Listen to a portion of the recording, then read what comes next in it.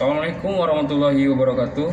Hello everyone, we are Group 8 and today we are going to present our English project titled Comparison of Mining Culture Indonesia versus China.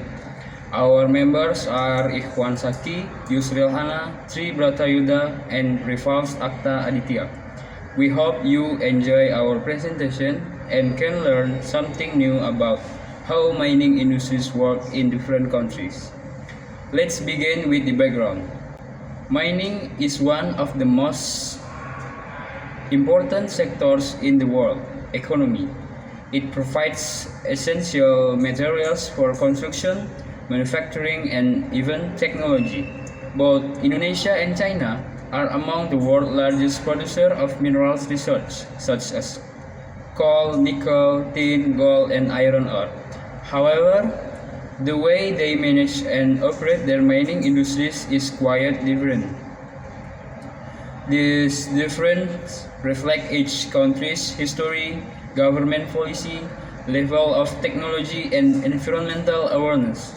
Indonesia is still developing and balancing between economic growth and sustainability, while China has already industrialized rapidly and built a strong manufacturing base supported by mining. Studying these two countries gives us a clearer understanding of how mining culture can shape a nation's economy and environment. Now, let's take a closer look at how each country organizes and manages their mining sectors. Let's start with the management system. In Indonesia, the mining sector is managed through cooperation between the government and private companies. The government gives license and permits to both local and foreign investors to explore and extract minerals. However, this system sometimes faces problems such as overlapping land claims, unclear boundaries, and slow bureaucracy. This happens because different regions or institutions may issue license for the same area, causing conflict between companies or even with local communities. Indonesia has tried to solve those issues by implementing a new mining law, improving digital permit system, and promoting transparency in resource management. Still, progress takes time. Meanwhile, in China, the mining industry is highly centralized and state controlled. Most of the large mining companies are owned by the government or Meanwhile, in China, the mining industry is highly centralized and state-controlled. Most of the large mining companies are owned by the government or are under strict supervision from the state. This centralized model allows the government to make quick decisions. For example, shutting down mines that break environmental or safety regulation.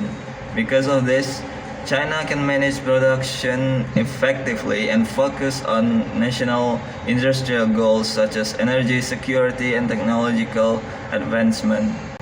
Now, let's talk about technology. Indonesia's mining technology varies widely.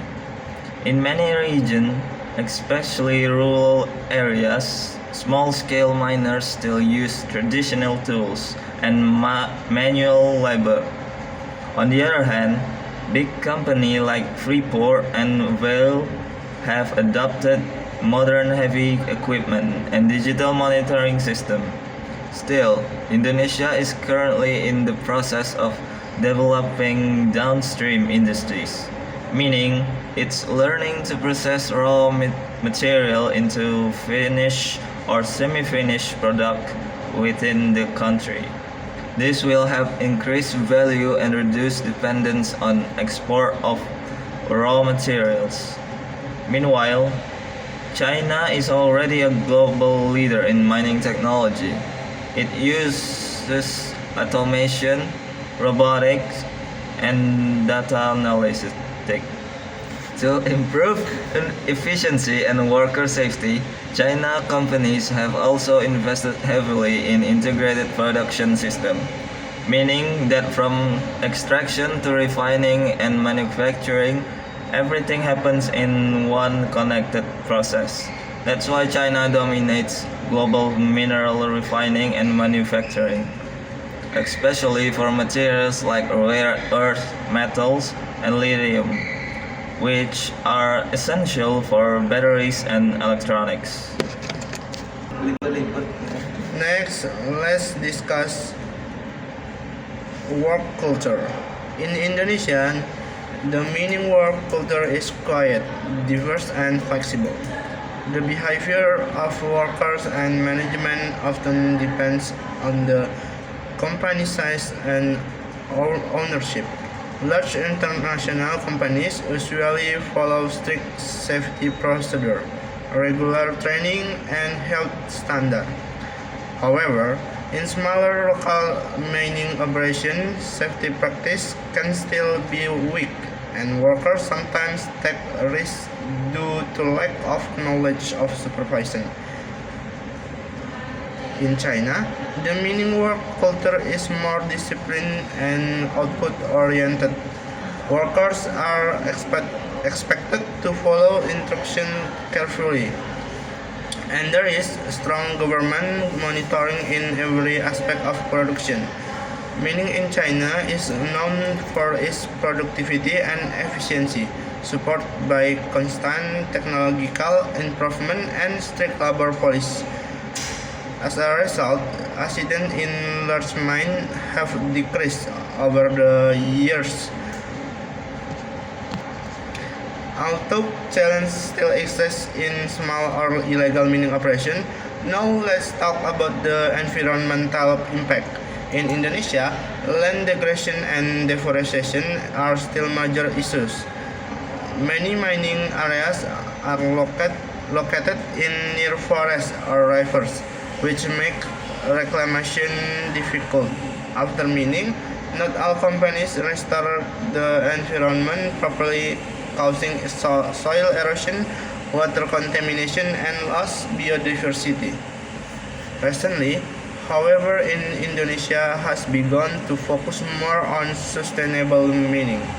The government is promoting green mining program, stricter environmental laws, and the use of eco-friendly technologies to reduce damage. In China, the situation has improved significantly compared to the past. A few decades ago, uncontrolled mining caused massive air and water pollution, but today, China has become more serious about the environmental protection.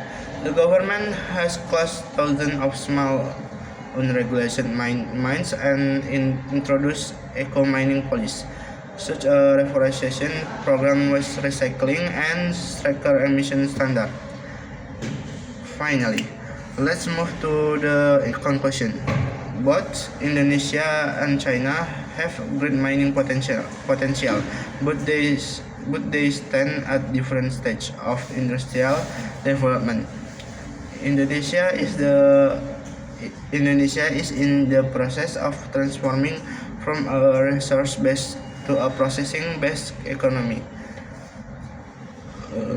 focusing on governance, sustainability, and add value.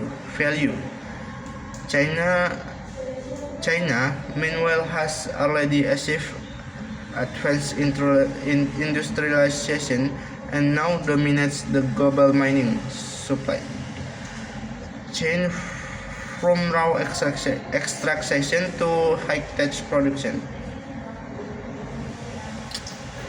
Indonesia can learn from China discipline, technology, and integrated industry. China, on the other hand, can learn from Indonesian diverse resource, local empowerment, and community-based mining culture. If both countries continue strengthen sustainability practice, and technology cooperation, they can lead Asia and even the world toward a more responsible, efficient, and eco-friendly mining future. Thank you for Thank you very much for watching and listening to our presentation. We hope it gives you a clearer understanding of how mining culture differs between Indonesia and China, and how both can build a better and greener mining industry in the future.